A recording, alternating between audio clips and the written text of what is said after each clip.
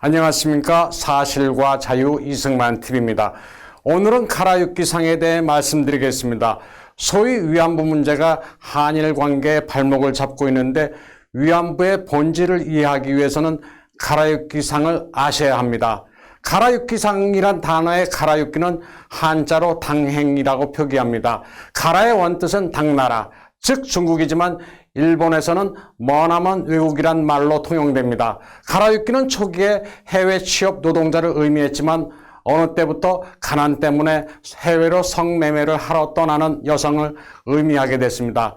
가라육기상은 바다 건너 나가는 매춘부라는 의미의 방점이 찍힐 경우 추업부, 천업부, 밀항부라고도 했습니다. 일본에서는 무로마치 시대부터 공창제가 존재해왔습니다. 지독한 가난에 시달린 가정에서는 부모가 딸을 팔아 생계를 유지하는 경우가 있었습니다. 부모에게는 딸을 팔 권리가 있었고 가난한 집을 먹여 살리기 위해 팔려가는 딸들은 그것을 효도로 생각했습니다. 다만 가라육기는 팔려가는 것이 외국이라는 점에서 구분이 됐습니다. 메이지와 다이쇼 시대 외국으로 건너간 가라육기상은 30만 명 정도로 추정되고 그 이전 시기까지 합치면 50만 명 정도라고 합니다. 가라육기가 되는 과정은 다양했습니다. 가장 많은 경우는 속아서 팔려가는 겁니다. 에도 시대부터 인신매매에 뛰어든 여성 중개업자를 제겐이라고 하는데 보통 이들이 싱가포르나 말레이시아로 가서 서비스업을 하면 큰 돈을 벌 수 있다는 식으로 농촌의 어린 여성을 설득합니다.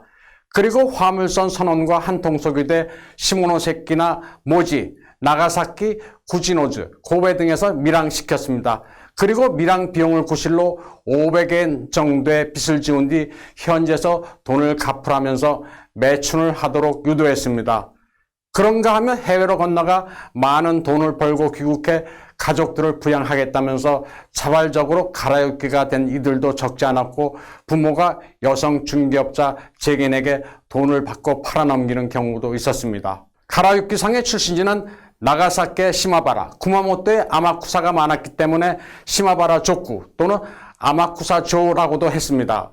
특히 시마바라에서는 시마바라의 자장가라고 해서 가난 때문에 해외로 보내진 딸들을 슬퍼하며 극소수 성공에 귀향한 가라육기상을 부러워하는 가난한 농가의 딸의 마음을 묘사한 곡도 있습니다.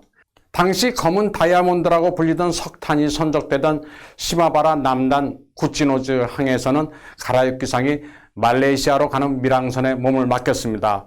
현재 구치노즈 박물관에는 당시 가라육기상의 양도 증서와 가방 같은 물건들도 전시되어 있습니다.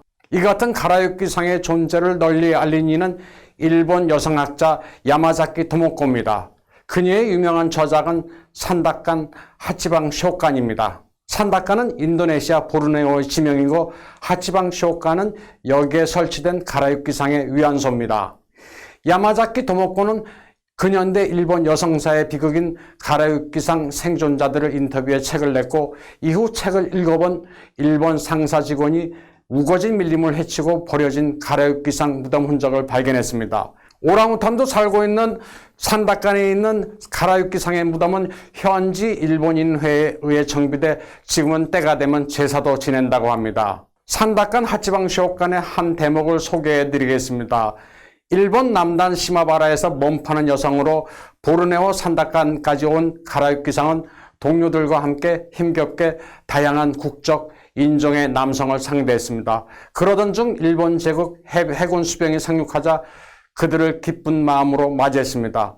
산다칸의 가라육기상은 똑같이 가난 때문에 보르네오 고무농장까지 온 일본인 남성과 짧은 비련의 사랑을 나누기도 하지만 현지에서 꽃다운 나이에 목숨을 잃고 제대로 된 무덤도 없이 역사에서 외면당한 존재로 남아 있습니다. 화교들의 해외 진출처럼 가라육기상들은 해외 구석구석 안 간 곳이 없습니다.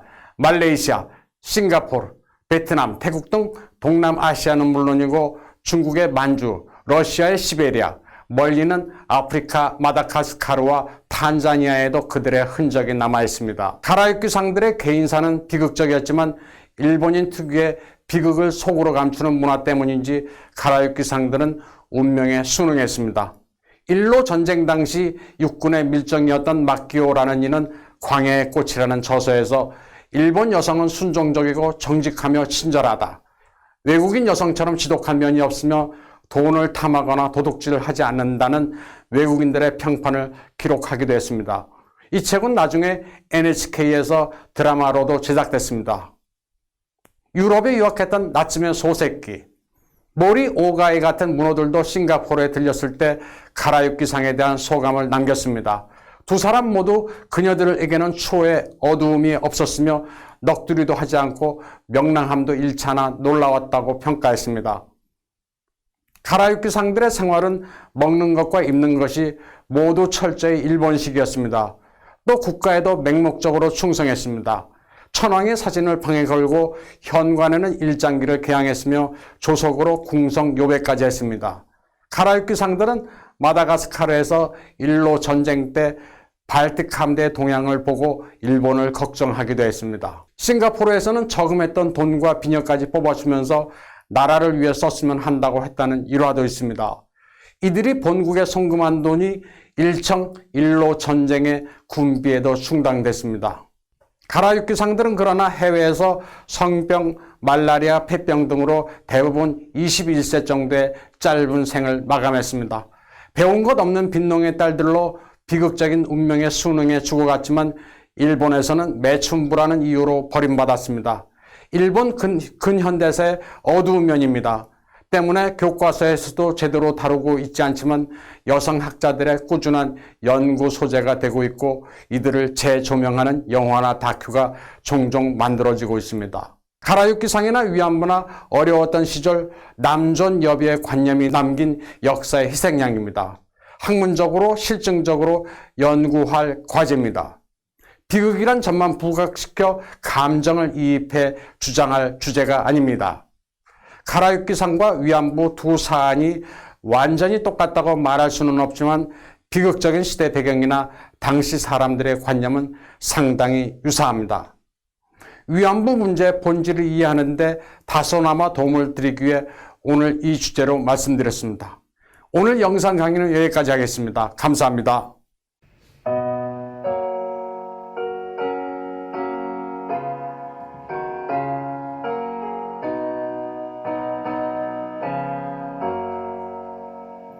세상